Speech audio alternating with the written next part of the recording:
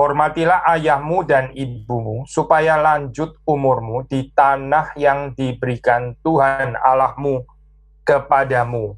Nah, itu adalah bunyi daripada perintah kelima. Lalu kita membaca pertanyaan ke-104. Apa yang Allah kehendaki dalam perintah yang kelima? Jawaban, agar aku menghormati, mengasihi, dan setia kepada ibu bapakku, dan kepada semua orang yang diberi kuasa atasku, dan tunduk pada pengajaran dan hukuman mereka dengan ketaatan yang patut, dan juga agar aku bersikap sabar terhadap kelemahan dan cacat mereka. Karena Allah berkenan memerintah kita melalui tangan mereka. Saudara membaca di sini tanggapan atau jawaban daripada Katekismus Heidelberg ya, itu menjelaskan dengan lebih luas sebetulnya di dalam hal ini. Waktu kita mendapatkan perintah untuk menghormati ayah dan ibu kita, ya ini sebetulnya bisa diperluas bukan hanya menghormati ayah dan ibu kita, tapi juga menghormati basically semua orang ya yang ada di atas kita secara ordo. Tuhan itu menempatkan kita di dalam jejaring ordo ya. Jadi ada orang yang ordonya itu di bawah kita, ada orang yang ordonya itu di atas kita. Nah, salah satu yang paling penting ordo yang di atas kita tentu saja adalah orang tua ya dalam hal ini, yaitu ayah dan ibu.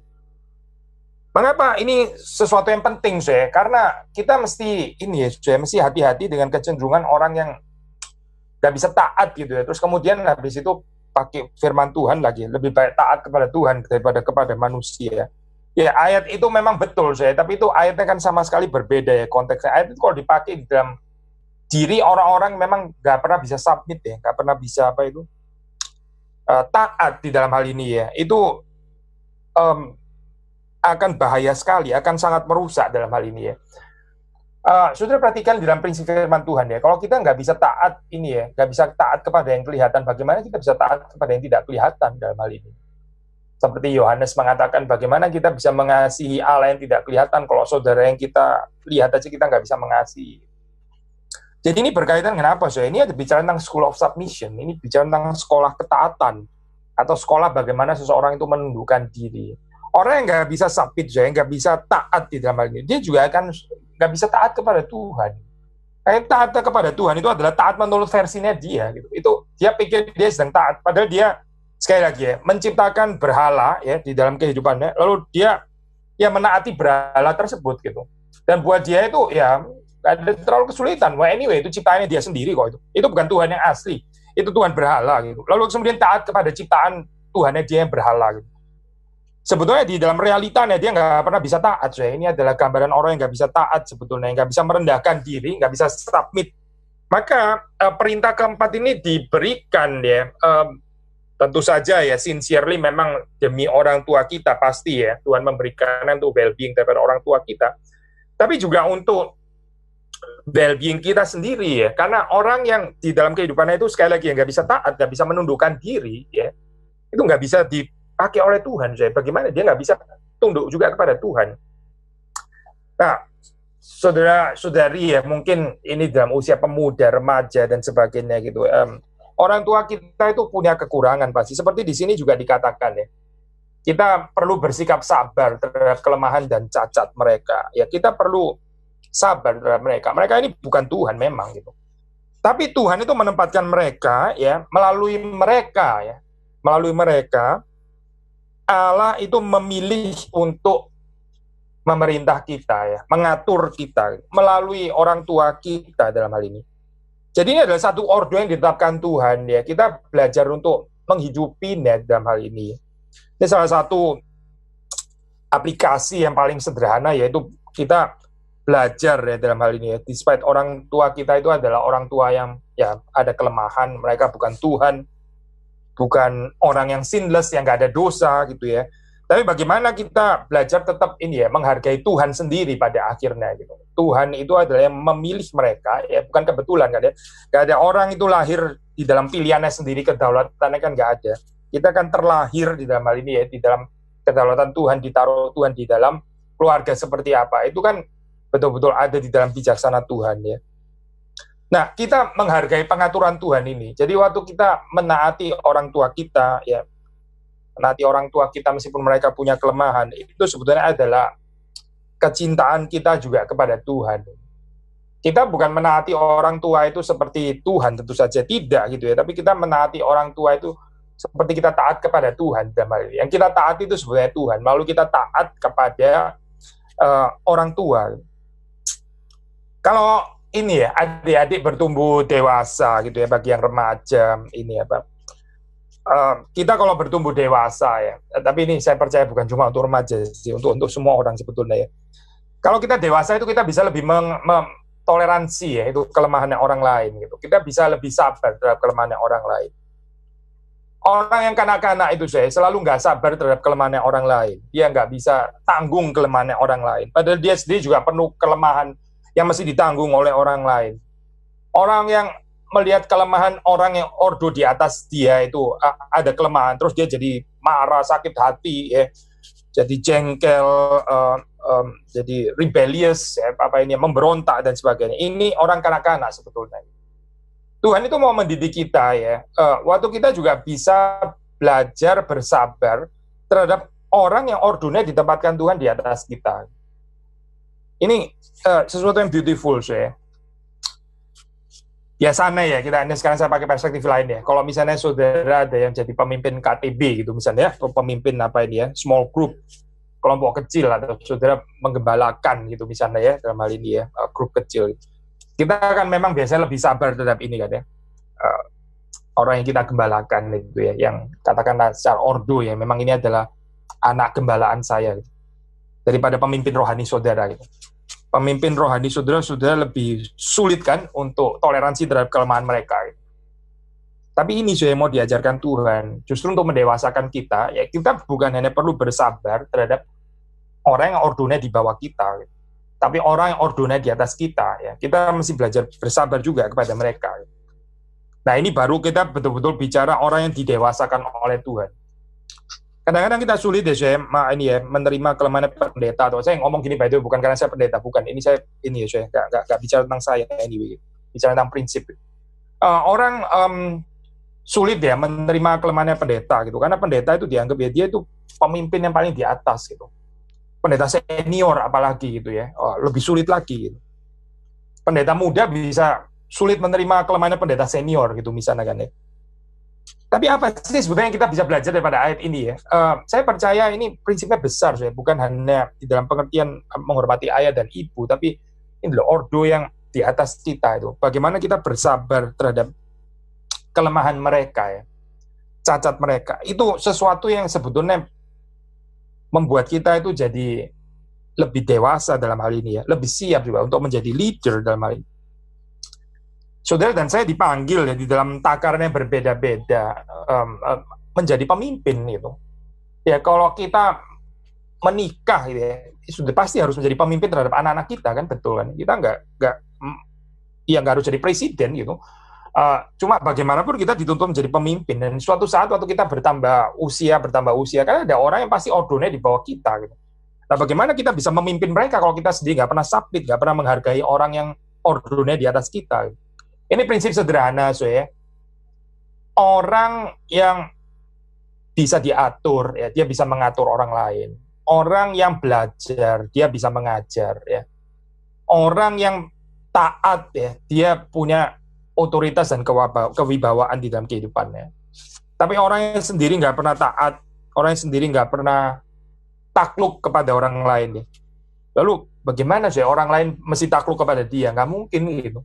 Nggak ada itu, karena dia sendiri juga nggak bisa takluk kepada orang lain. Dia nggak pernah dibentuk ya di dalam hal ini untuk dipimpin. Orang yang nggak pernah dipimpin, yang nggak pernah diatur, yang nggak bisa diatur, bagaimana dia bisa memimpin, saya? Memimpin, mengatur gitu ya. Saya nggak tahu waktu sudah membaca ini apa ya. By the way, saya ini kalimat ini saya sebelum masuk ke sana, kalimat ini ya, sabar terhadap kelemahan dan sabar terhadap kelemahan dan cacat mereka. Itu saya tadi baca di bahasa Jermannya itu pakai istilah Gebrechen. Gebrechen itu kalau di bahasa Inggris kan pakai istilah failings ya. Failings itu bisa ya multitafsir, failings. Kita patient with their failings, kita sabar terhadap failingnya mereka. Failing itu bisa apa ya? Ya kegagalan gitu misalnya ya. kekurangan mereka, tapi failing juga bisa di dalam pengertian yang dekat dengan bahasa Jerman, Gebrechen. Gebrechen itu maksudnya mereka ini menjadi lemah gitu, menjadi apa ya, menjadi rentan gitu.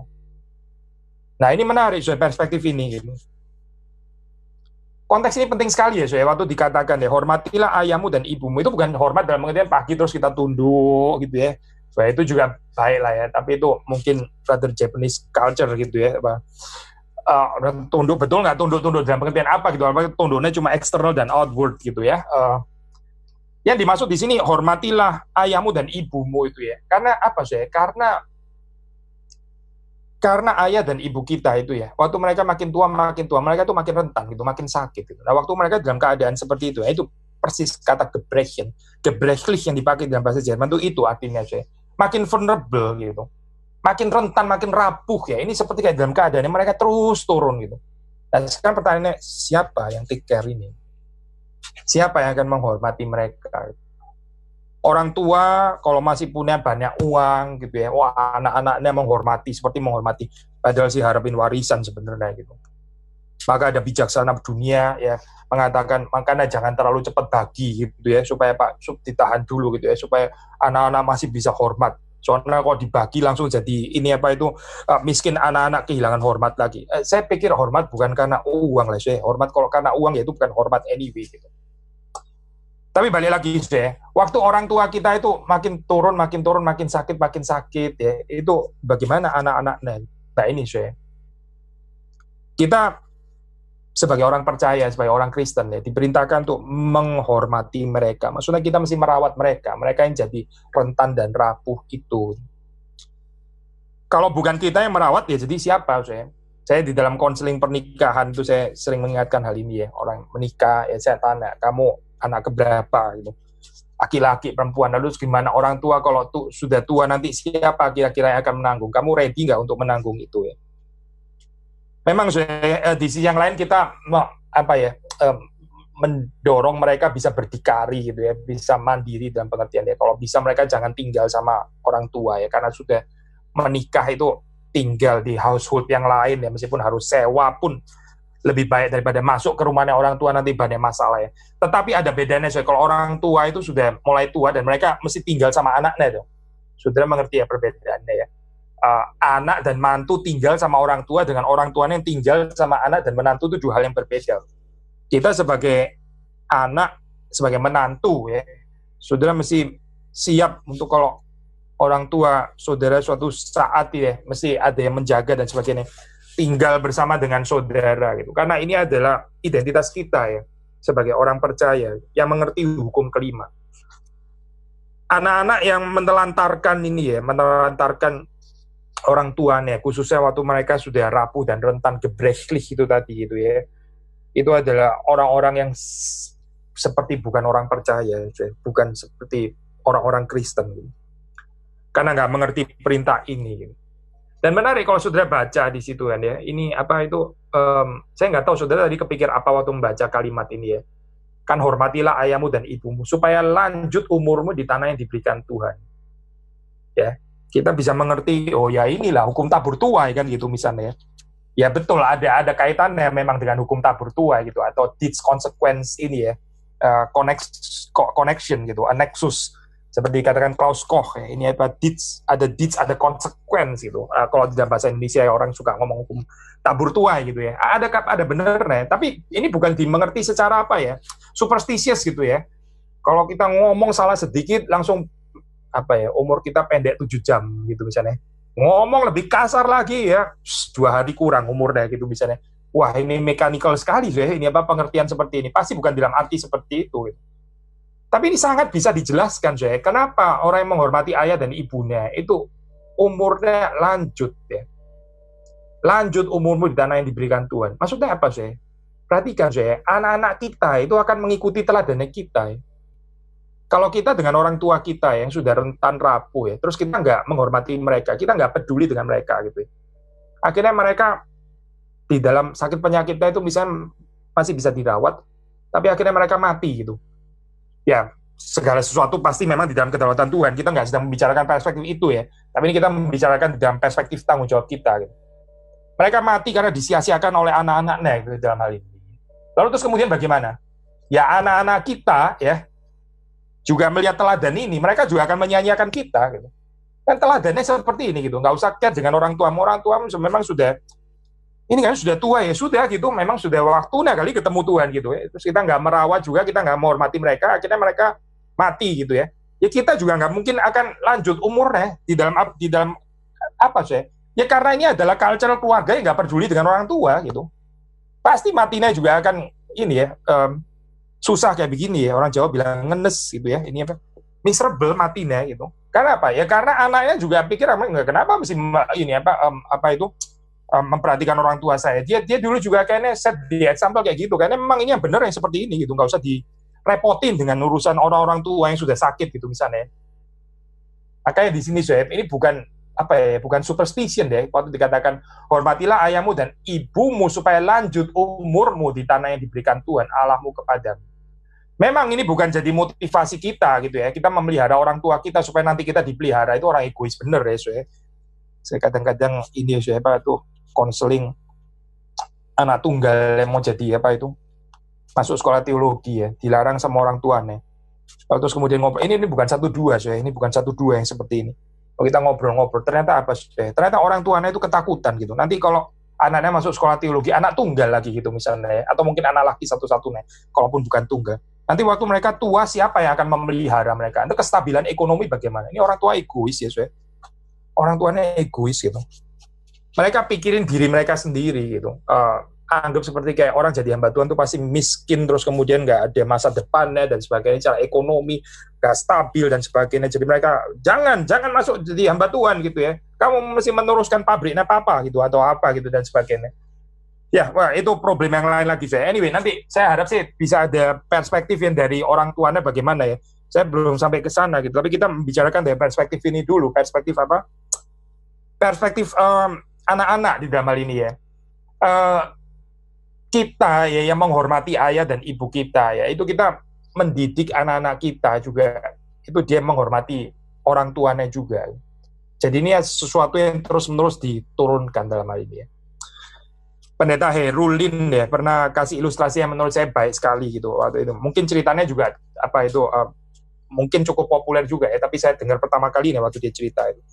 Jadi ini ada satu keluarga gitu ya, satu keluarga yang apa ini ya, ya ayah ibu, ada anak-anak yang masih kecil ya, anak perempuan ya yang suka main ya berbagai macam boneka, rumah-rumahan dan sebagainya. Terus kemudian mereka juga ada ini ya, ada orang tuanya gitu yang tinggal bersama dengan mereka. Jadi ada kakek gitu ya, ada kakek yang sudah tua gitu, sudah tua. Ya sakit-sakitan kayak Parkinson gitu ya, itu goyang gitu. Jadi kalau setiap kali makan itu misalnya minum sup itu ya, itu goyang gitu sehingga akhirnya ya tumpah semua pasti gitu ya. Akhirnya ya bagaimana ya ini seperti ini ya. Terus kemudian akhirnya ayahnya itu si kepala keluarga memutuskan ya sudahlah, daripada gini kan semua orang nggak bisa lihat ini nggak enak gitu dan kotor dan juga ntar istrinya repot dan sebagainya. Ya sudah, dia dikasih ini aja, dikasih apa itu makan apa di meja sendiri gitu ya. Biar dia kalau makan, dia makan di meja sendiri gitu, dan ya nggak usah campur sama inilah keluarga besarnya. Karena apa, dia makan itu tumpah-tumpah, jorok gitu ya, terus makan di sini itu keluar lagi dan sebagainya. Aduh, itu gimana sih, itu yang nggak higienis. Tuh tumpah-tumpah seperti itu, biar dia ada daerah sendiri. Terus kemudian ini siapa anak perempuannya itu suka main ini, suka main rumah-rumahan ya, sudah tahu itu apa namanya ya, rumah-rumahan sudah tahu ya. Ya terus kemudian dia ada ruangan ini, ada kamar tidur gitu ya, terus apa ini dan sebagainya gitu. Ayahnya itu suatu saat itu memperhatikan, oh ya ini, oh ya lucu ya ini taruh di sini, ini apa? Oh ya ini kamarnya saya ntar gitu ya, kalau saya menikah ada suami, oh ini adalah lemarinya dan sebagainya gitu ya. Lalu terus oh ya ini apa ya, oh ini kok ada meja kecil yang terpisah ya, ini mejanya papa gitu, nanti kalau ini ya Pak sudah nikah papa di situ ntar makannya gitu, di meja yang terpisah itu gitu. Karena papa nggak boleh gabung sama kita. Kenapa? Ya karena papa kayaknya nanti waktu tua juga akan goyang-goyang gitu juga gitu, dan kan kita terganggu ya dengan orang yang goyang-goyang gitu. Jadi ya ini akan diteruskan juga.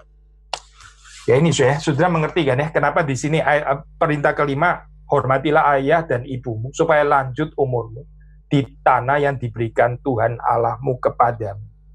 Sudah mengerti kan ya kalimat ini ya, supaya lanjut umurmu di tanah yang diberikan Tuhan Allahmu kepadamu. Kenapa di sini nggak ngomong misalnya supaya limpah supaya lumbungmu dipenuhi dengan gandum. Kenapa nggak ngomong itu gitu? Supaya supaya sehat badanmu dan karena itu lanjut umurmu. Kenapa di sini bicara lanjut umurmu gitu ya, dalam hal ini gitu?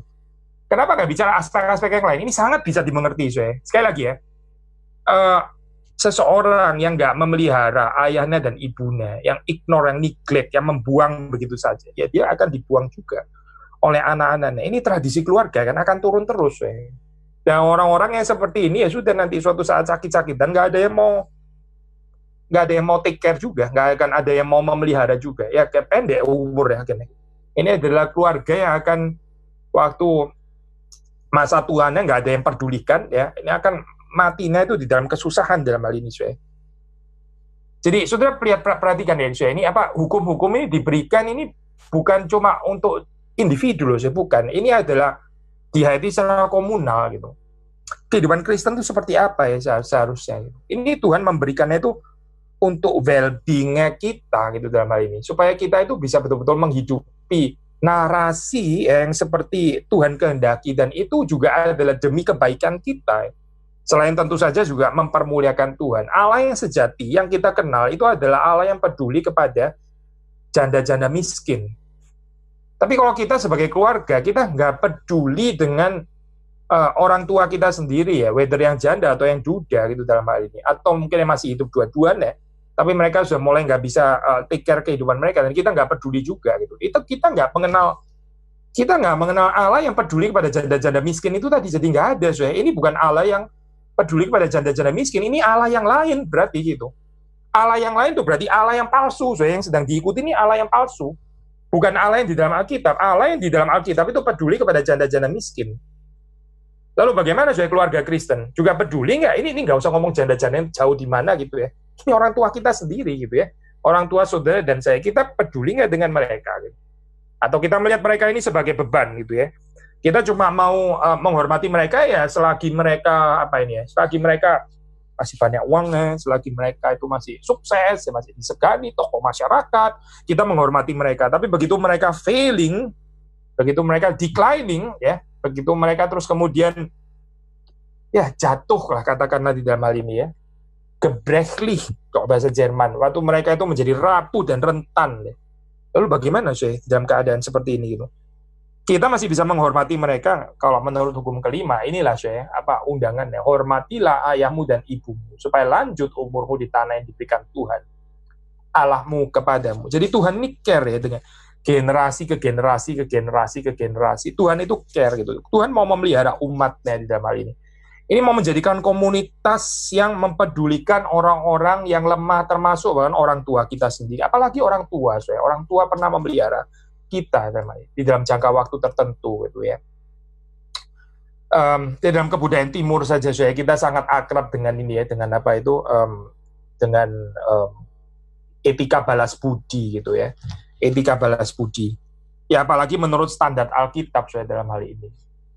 Maka sekali lagi ya, saya baca ini jawabannya. Agar aku menghormati, mengasihi, dan setia kepada ibu bapakku dan kepada semua orang yang diberi kuasa atasku, ordo yang di atas saya ya, dan tunduk pada pengajaran dan hukuman mereka dengan ketaatan yang patut ya. Ini do all that good teaching and discipline ya.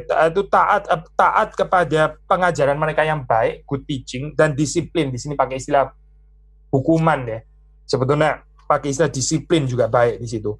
Jadi taat kepada pengajaran mereka yang baik dan juga disiplin ya mereka terapkan.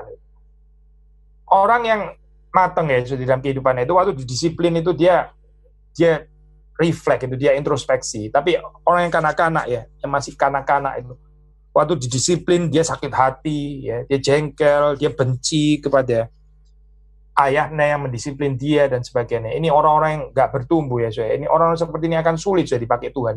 Kalau saudara menjadi remaja yang seperti itu, saudara akan sangat sulit dipakai oleh Tuhan. Tuhan bagaimana membentuk saudara-saudara nggak bisa submit, saudara nggak bisa taat ya di dalam hal ini kepada orang-orang yang dipercayakan Tuhan di dalam jejaring ordo itu tadi. Sekali lagi, mereka memang nggak perfect, mereka memang nggak sempurna.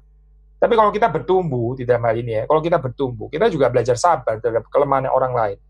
Karena orang lain itu juga sabar dalam kelemahan kita gitu. Apalagi orang tua aja. Orang tua itu sangat sabar ya dengan kita waktu kita bayi. Mereka sabar dan sabar saya pasti sabar gitu. Saudara masih hidup itu berarti orang tua saudara sabar gitu terhadap saudara waktu saudara berak, kencing sembarangan, ya mungkin ada waktunya semprot sampai kena muka dan sebagainya gitu ya. Itu mereka sabar. Coba kalau waktu terjadi seperti itu, saudara langsung dilempar masukin ke tong sampah gitu ya. Ya sudahlah, kelar hidupmu gitu kan. Ya, ini orang tua kejam ya seperti ini. Tentu saja gitu kita nggak berharap seperti itu terjadi. Tapi apa sih yang mau kita katakan? Orang tua itu sudah menanggung kelemahan kita gitu. Waktu kita kecil itu mereka menanggung kelemahan kita. Mereka sabar terhadap imperfection-nya kita, ketidaksempurnaan kita. Maka kita yang bertumbuh menjadi dewasa, ya kita belajar untuk juga sabar ya terhadap kelemahan orang tua kita, ya karena mereka juga manusia. Sama seperti saudara dan saya, kita nggak sempurna, mereka juga nggak sempurna. Nah, kita belajar sabar terhadap kelemahan orang yang ordonya itu ada di atas kita. Nah ini saya narasi ini berbeda dengan narasi di dalam dunia gitu ya. Narasi di dalam dunia itu adalah orang kalau selagi sukses ya masih high performance gitu ya, bisa achievement-nya ini ya, wah semua orang itu masih menghormati dia. Tapi begitu dia mulai sakit-sakitan, begitu mulai dia katakanlah nggak punya apa-apa lagi, orang mulai membuang orang seperti itu. Dan di dunia ini sudah ada ketakutan ya, termasuk ketakutan daripada orang-orang tua. Orang-orang tua itu takut deh kalau mereka terus kemudian nggak dihargai lagi karena mereka nggak ada achievement, nggak ada performance lagi. Nah ini problem saya. Sebetulnya kita nggak perlu ya ada ketakutan seperti ini kalau kita menghidupi narasi Kristen. Gitu. Narasi Kristen ini betul-betul membebaskan saudara hal ini. Narasi saudara nggak harus great achiever ya. Saudara nggak harus orang yang performance-nya itu terus di atas supaya saudara dihormati. Itu narasi dunia, saya. Narasi dunia. Narasi Kristen akan mengatakan bahwa meskipun suatu saat ya saudara itu hancur hidupnya, saudara nggak punya apa-apa lagi, saudara gebrek, rentan dan rapuh ya, saudara masih bisa dikasih dan dihormati. Anak-anak itu masih bisa menghormati saudara. Ini narasi Kristen. Jangan kita nggak hidupi ya. Karena kalau kita nggak hidupi apa Tuhan itu nggak dipermuliakan ya. Kalau kita nggak menghidupi narasi ini, orang Kristen nggak kayak orang Kristen, seperti orang yang nggak percaya Tuhan. Seperti Allahnya itu adalah Allah yang juga partiality, yang berpihak ya, berpihak kepada orang-orang sukses itu, berpihak kepada orang-orang yang high achiever itu tadi, berpihak kepada orang-orang yang great performance itu tadi gitu ya, berpihak kepada orang-orang seperti itu dan membuang orang-orang yang sudah rentan dan nggak berguna. Tapi itu bukan Allah kita, bukan. Itu bukan Allah yang ada dalam Alkitab. Allah kita bukan seperti itu. Orang kalau menghidupi narasi seperti ini, sebetulnya sedang menyembah berhala, karena dia itu beribadah kepada Allah yang lain. Jadi, segala sesuatu berkaitan ya, saya. Terutama berkaitan dengan perintah pertama itu ya, jangan ada padamu Allah yang lain. Allah saudara itu Allah yang seperti apa? Allah yang kita kenal itu Allah yang seperti apa? Allah yang nggak sabar dengan kelemahannya orang gitu ya, begitu orang ada salah sedikit langsung tangannya melayang gitu misalnya, atau apa Allah yang seperti apa gitu yang kita kenal. Nah ini kita di dalam hukum-hukum yang diberikan di sini ya, kita belajar untuk merenungkan sebetulnya juga, termasuk di dalam hal ini refleks sekali lagi ya, pengenalan kita tentang Allah itu seperti apa gitu. Tapi saya pikir pragmatiknya jelas ya, pragmatik daripada hukum kelima ini saya pikir sangat jelas ya. Ya, cintailah orang tua saudara gitu. Bukan hanya karena dia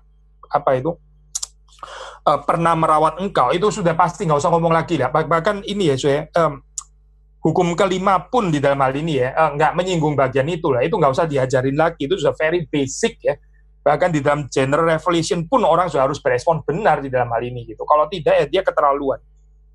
Tapi terutama apa sih yang ditekankan gitu, supaya kita menghormati ayah dan ibu kita. Ini supaya kita punya keluasan hati ya. Jangan hanya menghormati orang-orang yang produktif gitu ya, yang punya kuasa, punya uang ya, baru kita menghormati. Tapi kekristenan, narasi Kristen itu memberikan kepada kita itu ini apa kekuatan ya, undangan untuk juga bisa mengasihi, merawat dengan sabar orang-orang yang sudah nggak potensial lagi, nggak produktif lagi. Yang katakanlah sehari-hari itu cenderung seperti kayak akan menjadi beban di dalam kehidupan kita. Ya itulah narasi Kristen ini ya, mengundang kita untuk bisa sabar dalam keadaan seperti ini ya. Also that I be patient with their failing, supaya saya sabar dengan ya decline-nya mereka gitu ya, dengan merusaknya tubuh mereka. Itu saya belajar sabar ya. Bukan hanya karena saya dulu pernah ditolong, sekali lagi ya, bagian ini sudah nggak usah ngomong lagi ya, ini sudah pasti gitu. Tapi karena apa sih? Karena ya justru karena basically narasi Kristen, salib itu bicara itu. Saudara pikir Yesus naik ke atas kayu salib itu untuk apa sih? Untuk high performance dan achievement gitu. Itu kan nggak bicara achievement di sana. Kenapa dia mesti sampai naik ke atas kayu salib? Karena dia sedang menolong saudara dan saya yang terus turun nggak tertahankan ini, yang terus menuju kepada kebinasaan dan nggak ada yang menahan. Ini malah Yesus turun dan menahan kita. Narasi salib itu adalah narasi ini, narasi menahan orang-orang yang declining, orang-orang yang terjun bebas ke neraka sebetulnya. Gitu. Tapi Tuhan terus kemudian turun dan stop ya. Karena apa? Ya karena dia yang menanggung sisa neraka itu. Ini narasi salib loh, ya. Apakah Injil ini hidup di dalam kehidupan kita, di dalam aplikasi seperti ini?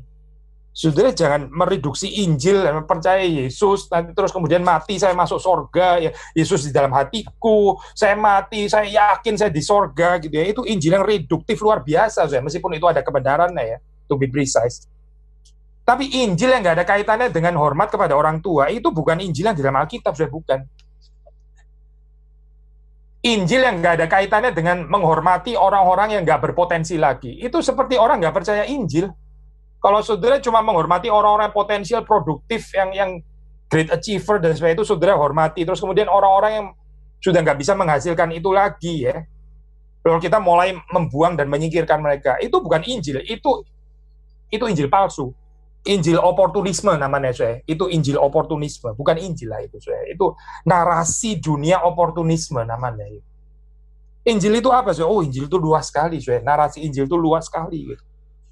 Kita kalau nggak hati-hati ya, saya ini bisa menciptakan semacam disintegrated evangelicalism, model kekristenan Injili yang disintegrated ya. Katanya percaya Injil, tapi nggak ada narasi Injil di dalam hubungan orang tua dan anak ya, nggak memahami gitu. Ini kan sebetulnya Injil juga yang dibahas di sini, saya.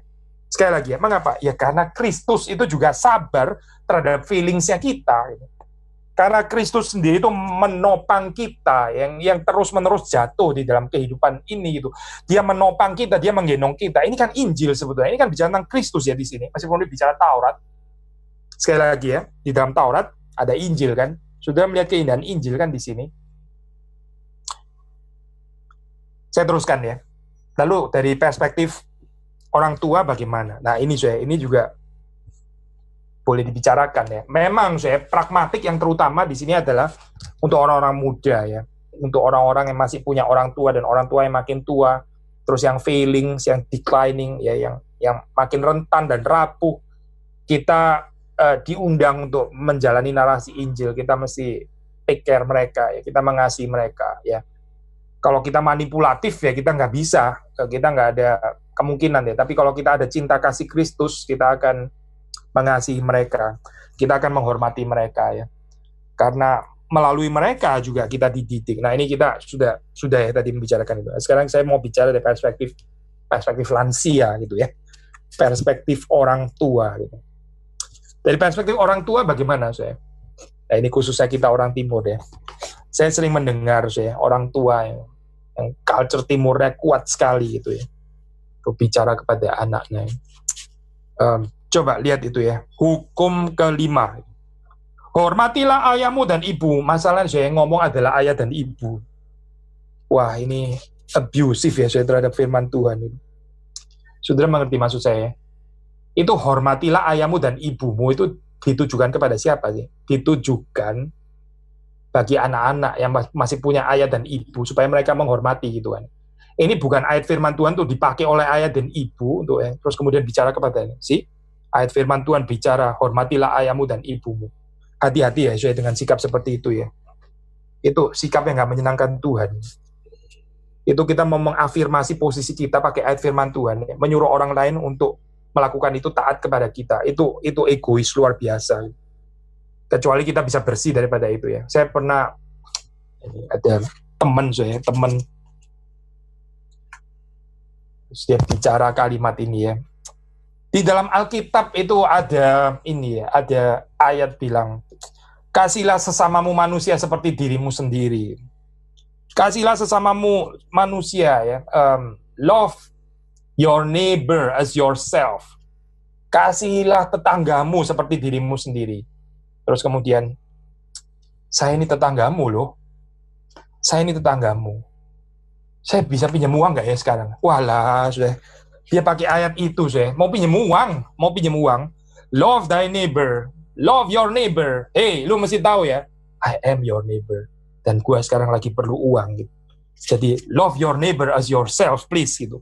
Ini orang-orang yang abusive ya saya terhadap firman Tuhan. Sudah nangkep nggak poin seperti ini? Memakai firman Tuhan, tapi terus kemudian diarahkan ya benefitnya, keuntungannya untuk dirinya sendiri. Saudara akan dihakimi Tuhan kalau saudara suka seperti itu gitu ya. Karena ini mempermainkan firman Tuhan. Love your neighbor itu adalah firman Tuhan yang harusnya dikatakan kepada kita gitu. Love your neighbor, my neighbor ini saya harus mencintainya. Bukan saya pakai ayat firman Tuhan ini ya. Love your neighbor, I'm your neighbor ya gitu ya. Sudah tahu seperti di dalam buku ini ya, buku apa itu bimbingan pernikahan ya, atau yang nggak harus cuma bimbingan pernikahan, untuk orang yang sudah menikah juga bisa ya. Kan sudah tahu ada buku yang khusus untuk laki ya, buku yang khusus untuk apa itu perempuan, sudah tahu kan ya. Biasa ada yang nggak selalu dibedakan seperti ini sih, tapi di dalam satu buku pun kan biasanya nggak harus 2 buku, satu buku pun juga bisa ada. Oh yang ini bagian yang lebih untuk laki-laki, bagian itu untuk perempuan gitu kan ya. Ada misalnya penulis tulis if only he knew gitu, atau if only she knew gitu kan ya. Jadi judulnya. Nah itu yang if only he knew itu harusnya dibaca siapa saya? Ya harusnya dibaca oleh laki-laki karena itu adalah nasihat-nasihat ya, perintah-perintah supaya laki-laki itu bisa melakukannya terhadap perempuan. Lalu ada juga buku untuk perempuan supaya perempuan bisa lebih memahami laki-laki gitu kan ya. Jadi buku yang untuk laki-laki ya seharusnya dibaca untuk laki-laki lah gitu. Buku yang untuk perempuan ya seharusnya dibaca oleh perempuan. Kalau di Bali itu kacau saya. Jadi khotbah setiap hari gitu ya. Jadi ini jadi khotbah kan. Menurut buku ini ya, laki-laki itu harusnya gini. Saya nggak ngomong perempuan, saya nggak ngomong perempuan, bukan yang laki-laki gitu ya. Nah, ini saya gambaran seperti ini ya. Lalu apa sih? Ini baru introduksi saya. Kaum lansia itu harusnya bagaimana? Jangan suka abuse ayat ini ya saya. Terus hormatilah ayahmu dan ibumu dan akulah ayahmu gitu misalnya ya. Akulah ibumu. Nah, kalau menurut firman Tuhan kamu mesti menghormati saya, jadi hormatilah saya. Ini adalah hukum kelima gitu. Jangan suka abuse kalimat firman Tuhan seperti itu ya. Tapi kalau kita mau jujur saya, banyak orang tua itu memang, saya bergerak ke arah lain sih ya. Banyak orang tua itu memang ketakutan di dalam kehidupannya. Tadi itu ya, failings itu tadi ya, declining ya, makin turun kehidupannya gitu, makin rapuh. Maka bagaimana saya kita menghadapi hal seperti ini gitu ya? Apakah terus kemudian kita jadi ketakutan? Emang karena itu jadi warisan, jangan terlalu cepat dikasih supaya orang masih ada certain hormat gitu kan ya, karena pada dasarnya itu di dunia itu orang cuma menghormati uang gitu ya, gak ada itu namanya menghormati orang tua. Jadi lu mesti tahan lah uangnya gitu, lu tahan uangnya ya, jangan lepas terlalu cepat gitu supaya orang masih ada certain hormat sama kamu. Nah uang terlalu cepat lu lepas, orang ini ya orang jadi nggak menghormati kamu lagi. Well anyway, kita nggak menghidupi narasi mamon, berapapun itu betul sih di dalam dunia. Banyak betulnya juga sih terus terang gitu ya. Di Singapura pernah ada ini ya, saya ada case ya, kalau saya nggak salah, ceritanya juga agak lama gitu. Ada case satu orang tua yang kasih itu hartanya itu atas nama anaknya semua. Anak ini begitu kurang ajar saya, anak itu sangat kurang ajar, terus dibuang sampai ini ya, orang tuanya itu sampai di jalan gitu ya, sampai di jalan hidupnya itu nggak tahu, padahal ini orang kaya, tapi karena dia percaya sama anaknya, diserahkan semuanya kepada anaknya ya, dan menantunya. Tapi anaknya dan menantunya begitu kurang ajar, sampai ayahnya ini jadi seperti homeless gitu ya. Nah itu sampai diketahui waktu itu, konon diketahui oleh ini ya, ini di Singapura ya, diketahui oleh Lee Kuan Yew, sampai marah sekali ya, terus kemudian disu gitu ya, disu anaknya, dikerjain nah gitu ya. Memang harus dinyatakan keadilan sih anak kurang ajar seperti ini ya. Ya itu bisa terjadi ya, so, kalau di Singapura hal seperti itu gitu, karena ini apa itu ya, penguasaannya itu bisa masuk sampai kepada urusan seperti itu. Mungkin di negara lain nggak bisa terjadi seperti ini. Ya, ini cuma contoh by the way ya. Sekali lagi ya, saya ya kita pasti nggak mau keadaan yang seperti itu ya, keadaan yang di-abuse, dimanipulatif orang tua. Tapi terus kemudian bagaimana sih orang tua itu, apa orang-orang yang mengalami kehidupan declining seperti ini? Pertama kita jangan tadi ya, kita jangan menjalani narasi dunia tadi ya, narasi dunia, karena kita nggak percaya lah ya kalau kita ini bakal di take care gitu. Pada dasarnya itu orang cuma menghormati saya karena saya akan terus great achiever dan great performance. Jadi saya meskipun tua, saya harus terus di atas terus gitu ya, supaya orang masih bisa menghormati saya gitu. Ini narasi dunia, saya. Ini bukan narasi Alkitab. Kalau narasi ini betul ya, dan akan seperti ini terus, nggak perlu hukum kelima, nggak perlu. Ini disobek saja hukum kelima. Hukum kelima ini justru mau menghadirkan narasi tandingan sebetulnya dengan narasi corrupted yang dihadirkan oleh dunia itu tadi. Jadi apa sih? Ya itu tadi pertama ya. Kita nggak harus menjalani narasi itu. Gitu. Jangan menjalani narasi dunia. Narasi saudara harus hebat terus, saudara harus kaya terus dan sebagainya. Nggak harus gitu. Yang kedua, ya memang di dalam hidup ini segala sesuatu ada waktunya, ada saatnya. Ada saatnya saudara itu penuh dengan kekuatan. Ada saatnya keadaan jasmaniah atau lahiriah saudara itu sangat kuat. Ada saatnya saudara mulai impoten, maaf istilah ini.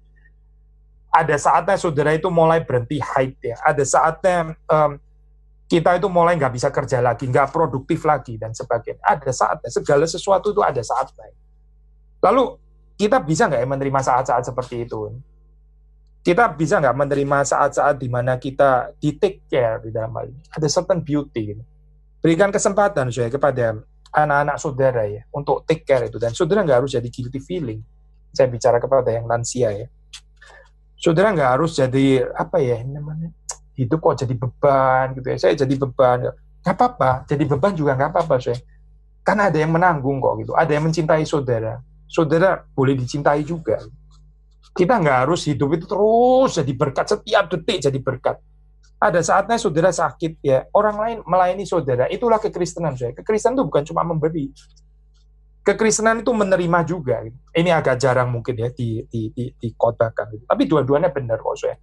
Kekristenan juga bukan cuma menerima, tentu saja bukan cuma menerima. Kekristenan juga adalah tentang memberi. Tapi saudara nggak bisa hidup hanya terus memberi, memberkati, ya, tapi terus kemudian kita nggak mau dilayani. Itu orang sombong saya namanya. Kita nggak mau dikasihi, kita nggak mau dilayani. Seperti kayak kita kuat gitu ya. Ya, orang tua kalau angkat barang, terus kemudian ada anak muda datang bantu, ya biar bantu, nggak apa-apa. Itu satu keindahannya. Yang muda bantu, tanggung bebannya yang tua gitu dalam itu ada beauty di situ. Tapi orang tua yang aneh ya, menjalani narasi dunia, dia bawa barang, terus ada yang mau bantu, nggak usah, saya kuat, saya bisa tanggung sendiri, sambil susah payah gitu ya. Itu aduh, pikul salib yang nggak ada gunanya pikul salib yang nggak berguna gitu. Kenapa ya karena mau pameran kekuatan gitu ya. Ini sekali lagi ya, ini bukan narasi Injil gitu. Bukan narasi Dekalog, bukan, ini narasi dunia gitu. Ya harus kuat terus gitu ya, sampai terakhir, detik terakhir mesti jadi Hercules gitu misalnya. Itu bukan narasi yang kita terima di dalam kitab suci. Jadi para lansia waktu di dalam kehidupan ini declining, makin rapuh ya, makin rentan ya, biarlah orang-orang yang lebih muda itu belajar untuk mengekspresikan ya cinta kasih mereka merawat ya saudara dengan tulus ya. Setelah merawat, ya sudah nggak ada apa-apa lagi yang saudara bisa berikan kepada mereka. Nggak apa-apa juga. Memang hidup ini bukan tentang take and give kok gitu. Hidup ini adalah memberi dengan tulus, ya, memberi dengan tulus. Bukan memberi harus ada balasannya, apalagi nanti dibalas apa, dibalas lagi dan dibalas dan sebagainya. Harus deh, nggak harus. Kita bisa menerima, ya, menerima seperti dari tangan Tuhan. Karena apa? Ya karena ada perintah kelima, hormatilah ayahmu dan ibumu, ya. Biarlah kita memberikan diri kita itu bisa dirawat, dikasihi dan sebagainya, ya. Tapi saya mungkin mau ini ya, tambahkan satu hal gitu ya, sama seperti waktu kita ini ya, pernah merenungkan Pengkhotbah 3 gitu ya. Pengkhotbah 3 itu kan ada waktu, segala sesuatu ada waktunya ya. Nah kalau sudah melihat dalam Pengkhotbah 3 itu gambarannya kan musim ya, actually. Musim itu balik terus ya. Balik terus gitu. Maksudnya ini bukan satu gambaran yang terus misalnya ya, ada waktu produktif, lalu kemudian ada waktu tidak produktif. Dan tidak produktif berarti nggak produktif sama sekali. Itu bukan gambaran Pengkhotbah 3 loh, saya bukan. Jadi produktif dan tidak produktif itu muter terus sebetulnya gitu. Itu yang indah sebetulnya gambaran musim. Saya pernah mengkhotbahkan ini, saya memberikan apa itu ya, contoh ilustrasi yang dalam peribahasa yang kedengeran sepintas seperti benar, padahal sebetulnya ada salahnya gitu ya. Orang bilang apa itu ya, bersusah-susah dahulu ya, bersenang-senang kemudian. Bersusah-susah dahulu, bersenang-senang kemudian. Ya positif di dalam arti ya, jangan kebalik. Ya itu ada positifnya. Lebih baik lah daripada orang yang bersenang-senang dahulu lalu bersusah-susah kemudian. Betul, lebih baik sih. Tapi dalam Alkitab itu, saudara perhatikan ya, bukan bersusah-susah dahulu lalu terus kemudian bersenang-senang kemudian. Misalnya, saudara dari umur muda sampai katakanlah umur nggak tahu umur berapa, 50, 60 gitu ya, sudah bersusah-susah. Lalu mulai umur 50, 60 sudah mulai menikmati hidup. Ya. Itu bukan gambaran Pengkhotbah 3 loh, saya bukan gitu. Pengkhotbah 3 nggak bicara itu gitu. Pengkhotbah 3 itu lebih bicara kepada di dalam hidup ini ada senang dan susah. Senang, susah, senang, susah, senang, susah. Bukan susah gitu ya, 50 tahun susah terus itu ya, susah. Dianiaya selama 50 tahun. Nanti terus kemudian mulai umur 50 sampai dan seterusnya ini, wah liar gitu ya, melampiaskan semua keinginan deh, semuanya me time, ketidakpedulian terhadap orang lain gitu ya. Jadi akhirnya dualisme gambaran kayak gitu. Itu bukan yang dibicarakan dalam Alkitab ya, tapi yang dibicarakan dalam Alkitab seperti musim ya. Kita nggak bisa winter 50 tahun gitu ya, 50 tahun winter terus gitu ya, nanti terus kemudian mulai 50 tahun semi selama-lamanya sampai mati saya semi terus, nggak boleh ada winter. Kan doesn't work ya, sudah itu kan nggak mungkin kan, musim dialokasikan seperti itu kan nggak mungkin kan, saudara tahu itu nggak mungkin kan sebetulnya. Jadi apa yang dikatakan di situ ya, ini loh, antara memberi dan menerima tadi ya, ada waktu memberi, menerima, memberi, menerima, memberi, menerima, memberi, menerima. Saudara mengerti kan maksudnya? Jadi jangan menghidupi narasi seperti kayak saudara waktu muda itu saudara banyak memberi kepada anak gitu misalnya. Lalu sekarang mulai masuk lansia, terus kemudian saudara ya inilah waktunya saya menerima dan menerima saja. Saya sudah nggak bisa memberi apa-apa. Saya sudah nggak bisa melayani apa-apa. Saya sudah nggak mungkin memberkati apa-apa. Saya cuma bisa diberkati dan dilayani dan diperhatikan dan dikasihi dan sebagainya. Akhirnya saudara betul-betul ini loh, mentalitasnya benar-benar jadi mentalitas. Ini bukan mentalitas orang tua, saya. Ini bukan mentalitas lansia, ini mentalitas kanak-kanak namanya. Mentalitas kanak-kanak ya. Saudara nggak dipanggil untuk menjadi lansia Kristen seperti itu loh, saya bukan. Ya.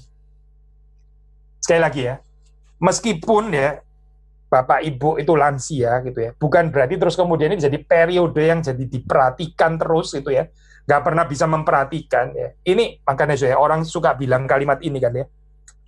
Lucu ya, orang itu kalau sudah jadi tua balik lagi ke anak-anak ya. Sudah pernah dengar kan ya kalimat ini, orang kalau jadi tua jadi kayak kekanak-kanakan lagi gitu.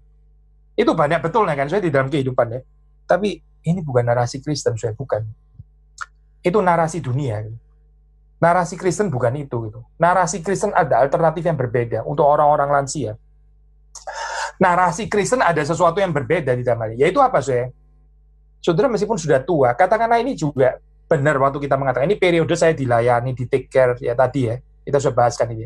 Tapi bukan berarti saudara terus jadi incapable, sama sekali nggak mungkin untuk memberkati orang lain terus ya. Cuma pokoknya bagaimana saya diperhatikan, diterima, dirawat, ya, dibeliin makanan dan sebagainya. Oh jangan Joy, jangan. Nanti, kehidupan kayak begitu tuh kurang ada kebahagiaannya. Karena bagaimanapun firman Tuhan mengatakannya memberi itu lebih berbahagia daripada yang menerima. Apakah mungkin saya di dalam kehidupan lansia orang masih bisa merawat yang lain? Oh mungkin saya, mungkin. Apakah mungkin orang yang sudah tua itu masih bisa memperhatikan? Mungkin saya, mungkin. Ya, produktivitas kita pasti berbeda dengan waktu kita muda, itu nggak bisa dipungkirin. Paulus pun mengatakan ya, manusia jasmania kami ini merosot dari hari ke hari ya. Tapi sudah perhatikan, manusia batinnya kami diperbarui dari hari ke hari. Paulus nggak mau menghidupi narasi karena manusia jasmani itu merosot, rapuh, ya, rentan. Terus kemudian dia mengatakan demikian juga manusia rohani kami juga jadi akhirnya balik lagi ke masa kanak-kanak. Di take care, dikasihi, didoakan, diperhatikan, diambilin makanan, dan sebagainya.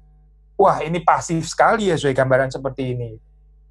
Saudara nggak dipanggil untuk menjalani narasi ini. Itu narasinya dunia. Saudara. Itu bukan narasi Kristen untuk lansia Kristen. Bukan. Saudara. Lansia Kristen itu punya narasi yang berbeda. Narasinya Paulus itu tadi. Gitu. Meskipun ya manusia lahiria kami merosot, dan memang merosot. Dan nggak usah pura-pura bahwa nggak merosot, memang merosot kok. Tapi manusia batinnya kami ini diperbarui dari hari ke hari. Meaning apa sih? Tidak jatuh kepada sikap kekanak-kanaan. Ya, orang tua jangan terus kemudian orang tua jadi terus kemudian jadi apa ya? Orang Jawa bilang nelongso, itu apa sih? Self pity ya. Mengasihani diri sendiri. Apa itu ya, siapa yang perhatikan siapa, terus kalau sudah dikasihi, dirawat, sudah jadi kayak terharu sekali gitu ya, menikmati sampai keluar air mata dan sebagainya. Nah, hati-hati sudah dengan gambaran kayak begini. Jangan-jangan kita sudah jatuh kepada ini narasi dunia itu tadi. Jadi nggak ada kekuatan lagi untuk memperhatikan orang lain, nggak ada kekuatan lagi untuk mencintai orang lain. Sudah, saya tetap menegur ya, meskipun saudara lansia gitu, karena ini firman Tuhan boleh menegur semua lapisan, bukan cuma remaja yang boleh ditegur gitu ya, tapi semua lapisan itu boleh ditegur oleh firman Tuhan. Narasi apa sih sebetulnya yang kita hidupi ya? Ya kiranya hukum kelima ini menguatkan kita, menolong kita untuk menghayatinya itu dengan balance, dengan benar ya, di dalam anugerah Tuhan. Ya, bahan saya sampai di sini hari ini.